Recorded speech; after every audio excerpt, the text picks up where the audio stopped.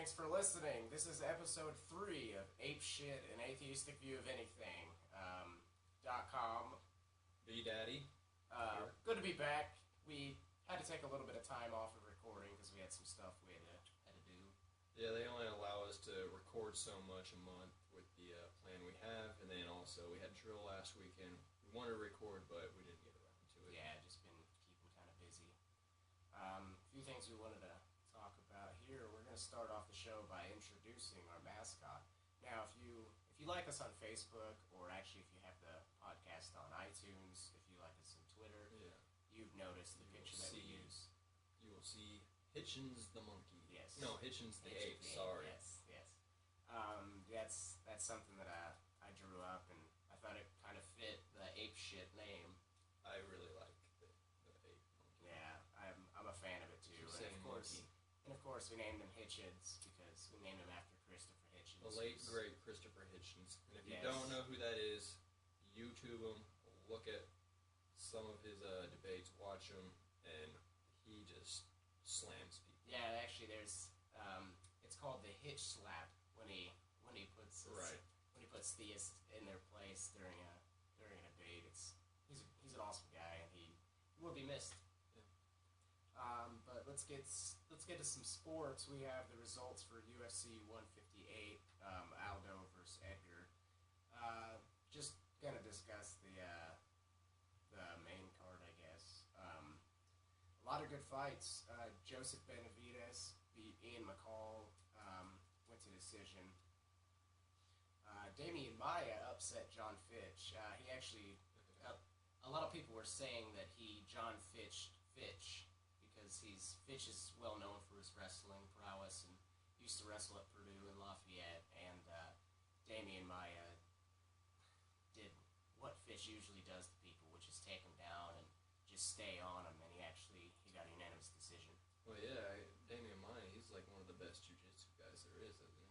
Yeah, but it's awesome because it used to be just primarily jiu-jitsu. So, but you're saying he also was doing like more wrestling kind of stuff? Yeah, his wrestling game and his stand-up game, they've gotten so much better recently. Like he's becoming more well-rounded, like becoming a more fighter. Antonio Bigfoot Silva knocked out Alistair Overeem. That was fucking intense. Awesome. In the third round, with 25 seconds to go in the third round. Yeah.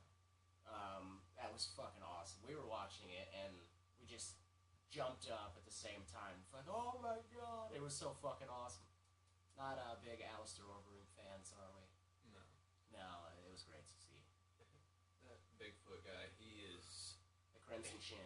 We should make him our new mascot. He looks like a fucking ape. Yes, he does. Chin. He looks like Bigfoot. Yeah, really. Yeah, it's fucking Satchmo. We got Sasquatch in the octagon. I said octagon. And Antonio Rogério Nogueira beat Rashad Evans. Rashad Evans looked like shit in the whole fight. That was pretty disappointing. Yeah, it was. And I mean, he comes from the Black Stallions as well as Overeem, and Black Stallions got fucking spanked the whole night. It was pretty fun to watch. And then Jose Aldo beat Frankie Edgar with a unanimous decision. Now, a lot of people, myself including, it was kind of a controversial decision. I had it going the last 3 rounds for Frankie, but the judges didn't see it that way. Yeah, when I was watching it, I wanted Jose to win because I thought he was, I don't know, I just had a bias towards him for some reason, but I stopped watching after the second round thinking Frankie Edgar would win, and I went and took a shower and came back, and Jose had won. Yeah, Aldo, he started slowing down after the second round, but Edgar kept the same pace, and I thought he did enough. The third round was very close, but I gave it to Edgar, but I mean the judges didn't see it that way. Yeah, when I watched the highlight reels, like I saw Jose jumping off the fence and shit, and I was like, oh, wow, I guess he stepped it up a little bit because those first couple rounds, I had him going to Edgar all the way. And I mean, the last 2 rounds were Edgar's rounds too. Like I mean, judges, and it was a very close one to call too. Also, we're gonna talk about the Super Bowl results. Ravens win 34-31. This is the first Super Bowl that the 49ers have played in and lost, which is pretty. Oh, really? Yeah, they're 6-1 in the Super Bowl now. I didn't even watch the Super Bowl. I will admit that. Yeah. It sucks. My DVR actually cut off the last 14 minutes of it because I was watching them.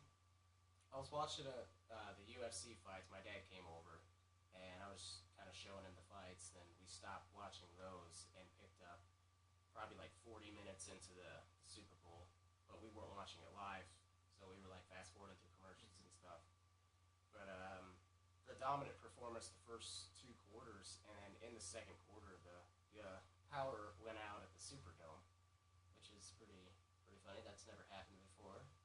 But yeah, that's a pretty big fuck up right there. yes, it was, and I blame Beyonce's horrible halftime performance. I saw some pictures of her performance where she looked a little manly or muscular. Yeah, I don't know, but yeah, it's fucking gross. Typically, I usually find her very attractive, but those pictures were not very flattering. I mean, she looked good, like not in those pictures, but yeah, it was a crappy performance. I think I just don't like Super Bowl halftime shows. Oh yeah, they're all bullshit. Yeah, it's like having cheerleaders in the fucking NFL. Why? Like, we're not there to. I mean, we're there to watch the football game. But actually, I was reading a story a couple days ago. I guess the next Super Bowl is supposed to be in New Jersey in the Meadowlands. Really? I think that's right. It's in New Jersey, but they might not have a halftime show because of the weather, because it's going to be out in the elements. Yeah. So I hope that's the case. Yeah, we'll see. But yeah, after the power was out for about 35 minutes in the second quarter. They got back to play, and in the third quarter, I'm pretty sure it was the second quarter. The power went out. I think it was. I just remember seeing it all on Twitter and Facebook. Yeah, if I'm wrong, it was the third quarter. I'm sorry. I slept during most of it. Yeah, I'm pretty sure. Well, it might have been after. It might have been the third quarter. I don't know. Fucking one of those 2 quarters. Anyway, the power came back on and they started playing again. And 49ers just fucking poured it on. They scored 3 unanswered points to close out the third quarter. And then I don't know much what happened in the fourth quarter. I mean, I read some about it and I heard there was like a safety, like the fact the Ravens got like an intentional safety to kind of work it their way, so they but I mean, it was from what I saw, it was a pretty good game. I just wish I could have seen the rest of it, but yeah, I saw mixed reviews on the Twitter and Facebook. I mean, I saw highlights. Some people were really liked it, and some people didn't.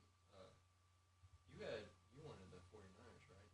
No, I wanted the Ravens to win. Yeah. I mean, I didn't really care either way. Why the Ravens? I don't know. I'm a Ray Lewis fan. I was happy to see that he won. I mean, in his last game ever. Yeah. Unless he Brett Favre's it, just keeps going. Well, he's a murderer, right? He's not convicted, sir. No, I actually heard about this the last couple of weeks. I had no idea about it, but yeah, it's pretty wild stuff. Yeah, that's a whole messy situation, and yeah, that's cool. The rumor I had always heard was that he was like a undercover gay or some shit like that. What? It was several years ago I heard about this, but I'm sure it was just a rumor. Jesus. I think I would go for the undercover gay more than the murderer. Yeah. Because I mean, either way, you're gonna be in a position that you're gonna be getting fucked in the ass. Oh Jesus. We're funny. Good for him though. Yeah. So yeah, that's sports stuff. Music. That Stone Sour show. Stone Shower, yeah. Yeah. You get showered by stones. Oh yeah, it's painful. I don't know who would pay money to do that, but no, the Stone Sour show though, that was fucking awesome.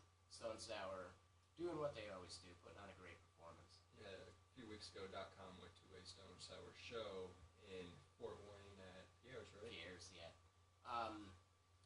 It it was like a local Indiana band called Second Season or something like that. Yeah, you were saying they were pretty good, right? Yeah, they were all right. I mean, for being a local, not big name band, but yeah, their guitarist was pretty good.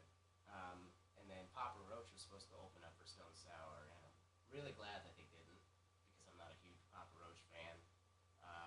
But it ended up being Otherwise. No, that's who you were saying. Yeah. You were impressed by. Yeah. Otherwise, if you guys haven't heard them, they're a really good band. I'm guilty of it. Like I'll be driving in my car and I have satellites, so I'll see their name come up on my radio, and I just kind of change it. I'm like, nah, didn't really give them a chance. Yeah. But seeing them live changed my perspective, and it usually does. Like your opinion changes about a band when you see them live. Either you like them more, or you didn't like them at first, then you see them live, and you're like, yes, I need to go out and buy their albums now. Or some live bands suck. Like they're horrible live. So I mean, but yeah, I was really impressed by them. Awesome band. And then of course Stone Sour put on a great show, and they were really badass to watch live. Why don't you tell that story about the chicks you saw that were fighting? Oh yeah. So my wife and I, we were on the left side of the stage in the crowd. It's just like a standing floor. There's not seats or anything, so we're not too far away from the stage. It's kind of a small venue, but like in front of the like guardrail, like these two bitches and their their boyfriends were up like as close as you could be without jumping the guardrail. Yeah. And like Vanessa's my wife. She kind of taps me and she points. She's like, "Look, I think these chicks are gonna fight up here." I'm like, "Awesome." So they're like flailing their arms, like we're videotaping this episode. So if we end up putting the video online, like you can see what I'm doing. But they're like the swivel necks, like like stuff like that, and they're just like pointing at each other. And I start screaming. I'm like if you skanks are gonna fight, fucking fight. If you're not, shut up. And like their boyfriends too, like they're kind of holding them back. Nothing to do with it. Right? Yeah, they're holding them back, but they weren't gonna do anything anyway. But they just had these looks on their faces, like, why did I bring this bitch? Why did I bring you here? Like, you're embarrassing the crap out of me. It was hilarious. But yeah, that show was awesome. If you're a Stone Sour fan, you haven't seen them live, go see them live. Put on a great. Otherwise, too, go check them out too. Last night, Vanessa and I went to Coheed and Cambria concert in Chicago, and that was an awesome show. Coheed and Cambria they're another band. Where'd you see them at? That was at the Congress Theater in Chicago. Yeah, they're Russian Circles. They're an instrumental band. It's 3 guys, a bassist, the drummer, and is that who you texted me to check out? Yes. Yeah. I did not do that. Sorry. They're an awesome band. I mean, purely instrumental, like no words or really? Singer or anything. Yeah. Are they actually Russian then? I don't know. Is that why they have no words? I have no idea, but awesome band. And I was actually like, because we were there with my mother-in-law and her boyfriend, and I kind of lean in to talk to her boyfriend. I'm like, hey, how do you know somebody's not a fan of this band or they never heard of them?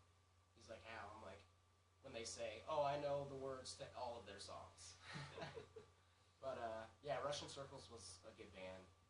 There was another band on, I can't remember the name. They weren't that great. And then of course Coheed and Cambria, and they put on a damn good Coheed show. and Cambria, they got the lead singer with the like a higher pitch voice, right? Yeah, Claudio Sanchez.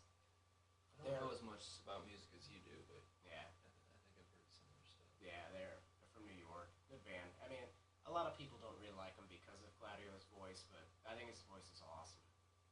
But speaking of concerts, found out, and I think we're going to buy tickets for it, but B.B. King is going to be playing in Michigan. April 6th at the Four Winds Casino in Michigan. New Buffalo, Michigan, I think it was. Yeah. But yeah, we're gonna try. We are going to that. We're gonna go see a legend, folks. A fucking legend, and you're not. Yeah, I mean, you still could. I'm pretty sure tickets are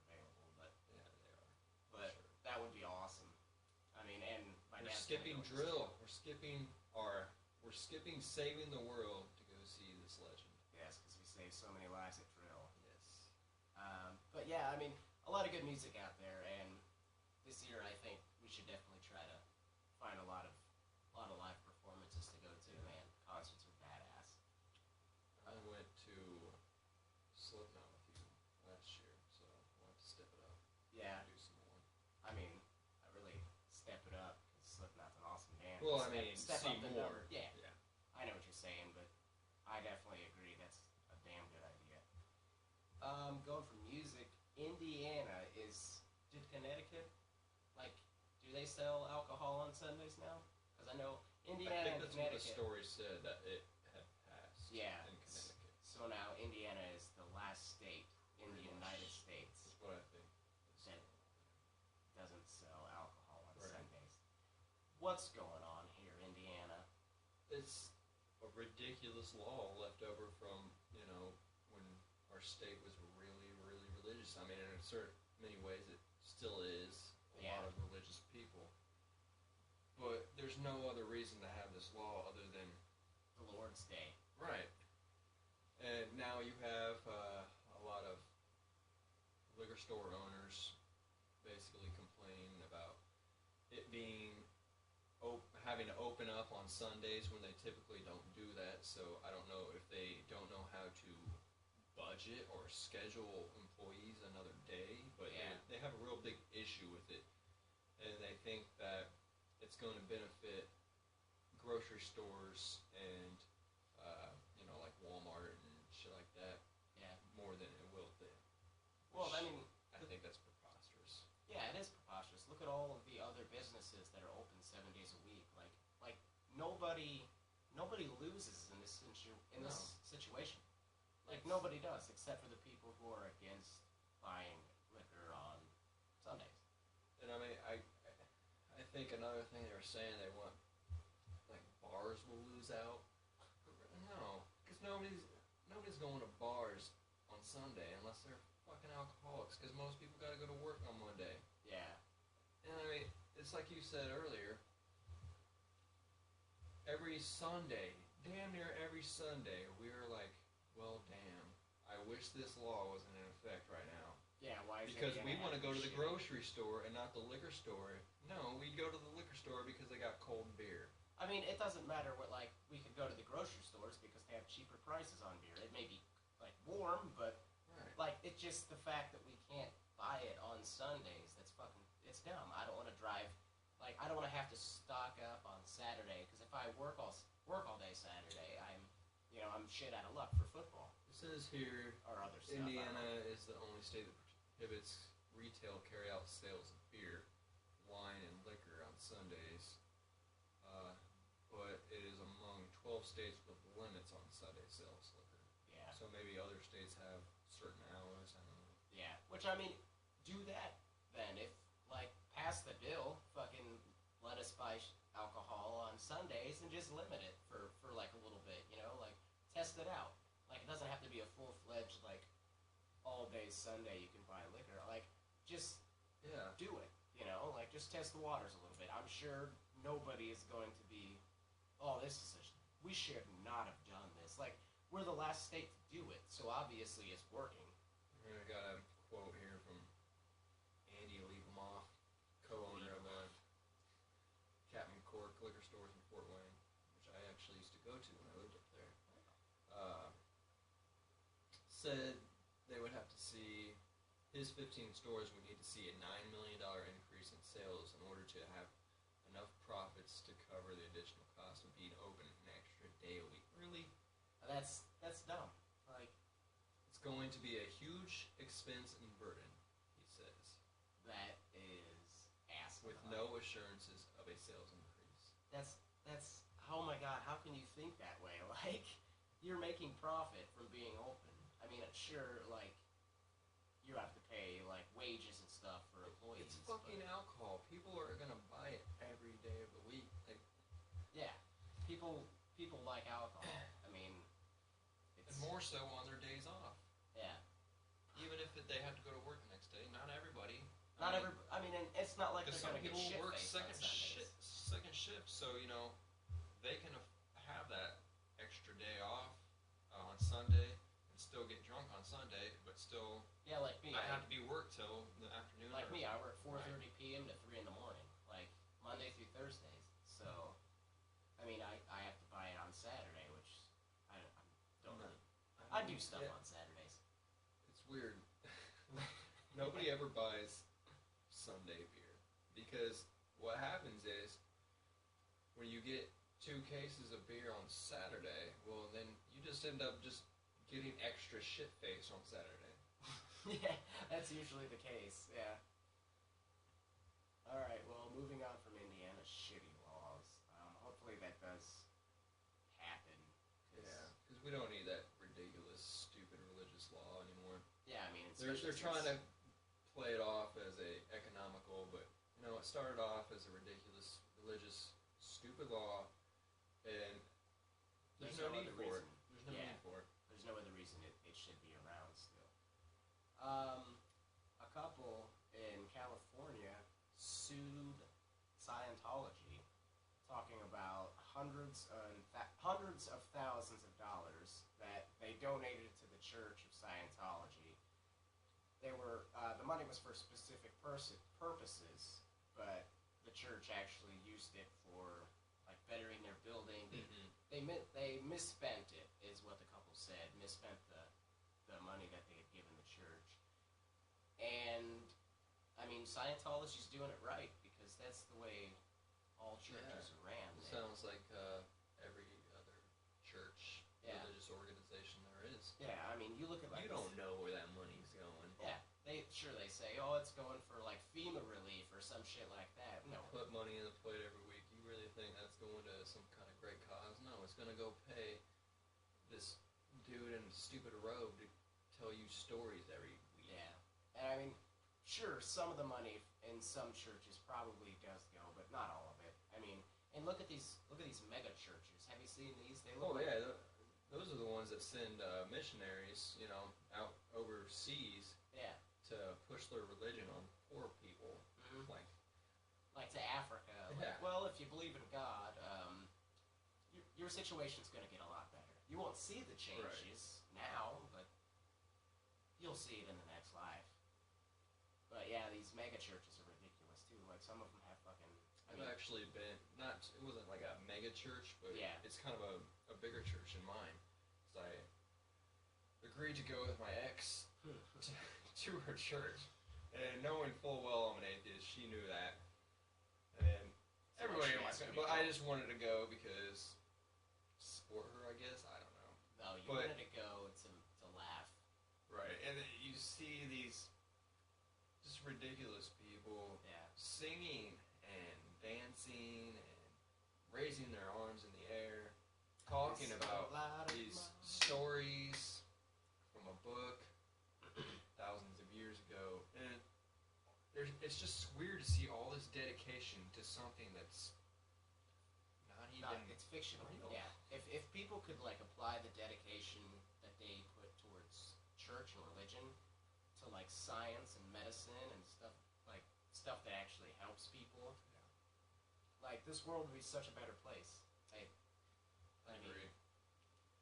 I guess wishful thinking. Speaking of crazy church people, I'm going to talk about my little story here. Yes, I do. Well, this is the craziest of the crazy when it comes to America's church is America. Probably most of you might be familiar with the Westboro Baptist Church. Fred Phelps is the leader of that church. Apparently, 2 of his granddaughters recently left the church. Megan Phelps and Grace. I'm guessing Grace Phelps as well. But Megan Phelps, she's the kind of cute one. You might be able to look her up on Google. She's cute. But apparently Megan said that she started having doubts after talking to an Israeli blogger named David Abitbol. But he's a blogger for the Jewelicious blog. Jewelicious. That's what it was saying in the article. But as far as I could tell, he was talking about one of their signs. Because these are the God hates fags people. Yeah. Oh, in the military, too. Like, they're the people that picket military funerals. Oh, my God. If I ever fucking see one of the shit. flags said, fags deserve the death penalty, or whatever. And this guy, David, he asked her a question, and he was like, well, what about Jesus saying he who has no sin should be the one who cast the first stone, or something like that. But I'm guessing what he meant by, they have no right to judge anybody, because Jesus, I guess, says that, God will judge. Yeah. He will judge. And don't get me wrong, she didn't get out of the church and become an atheist. She's just trying to be a little more peaceful, I guess. That's good. Yeah, I mean, she's on the right track. I have no problem with people having their beliefs as long as they don't affect other people. Yeah. And what that church does definitely affects other people. Oh, yeah, definitely. I mean, and just, they're such fucking awful people. Yeah, they are. This Phelps family. Well, I mean, I could kind of tell that this Megan chick was somewhat cool, because I heard on it was actually on a Kevin Smith movie, because he does that movie Red State, which kind of is based on the Westboro Baptist Church. Yeah. They're just a little more crazy in that movie. But he has like another movie. It's almost like a stand-up comedy situation, but he's not doing comedy. He's just taking questions from the audience. Yeah. And he tells a story of Megan Phelps, because the Westboro Baptist Church people protested the movie all throughout the of course they did. Why not? West. And he actually invited them in to watch the movie, and then they ended up having to leave. But he was telling the story about how she called him up, and then he was like, well, why don't you guys just come out to the movie? And I was thinking that. And she was like, this little line. Could I get 3 tickets? And he's like, okay. So they hang up, and then he calls back up, and she's like, can I get 6 tickets? And he's like, yeah, okay. And then she calls back, and then she's like, can I get 15 tickets? Oh my God. They brought 15 people there, and they protested outside at first, and they went and watched the first part of the movie, and then they had to leave because there was a lot of cussing. Yeah. But well, at least they tried to watch it. You can kind of tell, she worked with Kevin Smith on going to see this movie, and you can kind of tell there's some resistance there. Yeah. So, definitely. Good for them. Getting out of the crazy. Yes. I mean, because, like this Phelps family, I said earlier, and this is absolutely true, like, these horrible people, they actually go to military funerals, and they picket the funerals. Like, they fucking walk around, and, like, God hates, like, soldiers and stuff like that, or, like soldiers are fags, or shit like that, just random bull crap. But right, they say that the soldiers are dying because our lax opinion, our lax policies on gays, I guess. Yeah. I don't know, and like it's mind-boggling how stupid people can be, and how. Why do they care so much who's fucking whose hole and who's licking whose twat? That's what I don't get. I mean, I couldn't have said it better myself. Like, how does that fucking like Mitt Romney, like he still is against like gay marriage, and he blamed the Constitution. He says because in the Constitution it says that marriage is between a man and a woman.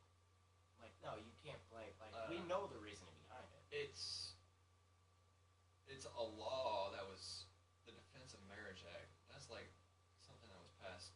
Yeah, DOMA. Very recently. Like, not very recent, like back in the 90s.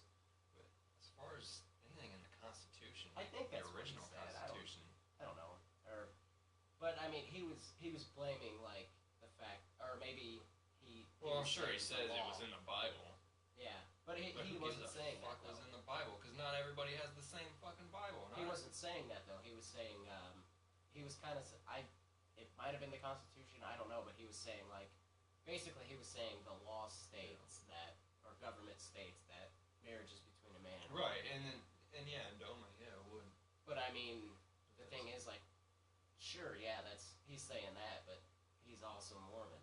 Yeah, the guy who his family moved to Mexico, so his grandfather or whatever could have multiple wives. Yeah, but I mean, like that's just if you're against. It's between one man and one woman, but except in my family's case. Yeah, but I mean, still, like how does that bother you? Like, I understand, like you don't like the thought of it, but I mean, if you don't like cigarettes, don't smoke. You know, like don't fucking do it. Maybe it bothers him because he does like it, and I think that's the thing with most guys. That could be it. Most guys, girls, whatever. Yeah, like they know the truth in their heads. It turns them on a little bit. Yeah, but and there's nothing wrong with that. No, not at all. But there is something wrong with denying the truth. And yeah. If that's your truth, then get on it. Get on it. Suck a dick, Mitt Romney. Yeah, suck a big fat hairy. So, we calling it? Yeah, that's fine. Alright, so on that note, thanks for listening. We're gonna get out of here. We talked about some good stuff. Yeah, I enjoyed this episode very well. I do too. And I mean, the next one's gonna be better than the one after that. Check us out, Facebook, Ape Shit Podcast. Check us out on Twitter, Ape Shit Podcast. It's all pretty much Ape Shit Podcast. Yeah. I think on Facebook, though, you have to just put a space in between the H and the T. Yeah. To find us. But check us out, folks. Email us, apeshitpodcast@gmail.com if